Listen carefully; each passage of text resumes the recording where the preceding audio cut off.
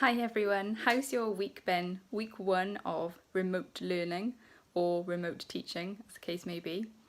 I feel like it's been really busy. I don't feel like I've ever been sat around with nothing to do. I feel like between fielding emails from students and staff and meetings on Google Chat or Zoom, different things been going on. Well, one thing and another, it's actually been really busy. But I did have time yesterday to paint a fence in my garden. Great. And while I did so, I was listening to the Google Teacher podcast. Now, this is a really good podcast.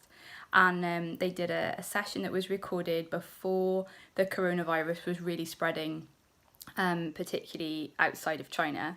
And they were talking about how to set up for remote learning in the event of school closures.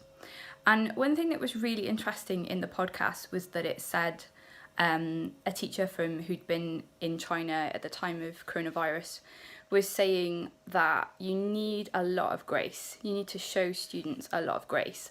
And I think what she meant was that all of our students have different levels of access to digital devices and technology, and all our students have different levels of support from their families. So in one sense, we can't really set lots of work and be really stringent about getting it in and really demanding, because our students have different levels of access.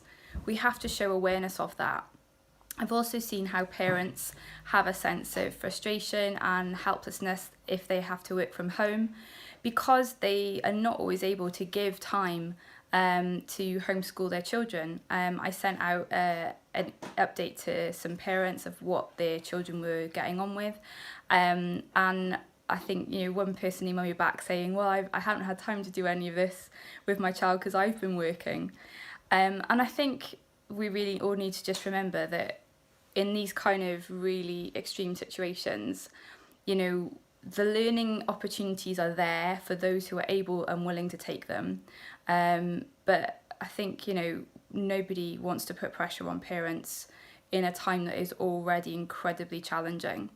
So I think for parents, I think you should just do what you can and when you can. And that may not be, as often as somebody else. But your situation, your family, and it's pointless trying to put you and your child under a burden that you can't possibly fulfill. So I'm going to keep setting work. Don't think I'm going to get all of it in, but that's because different students have different situations, and I think really we all need to be flexible at times like this. So parents, please don't feel condemned. Let's all show grace to each other, because we're all making this up.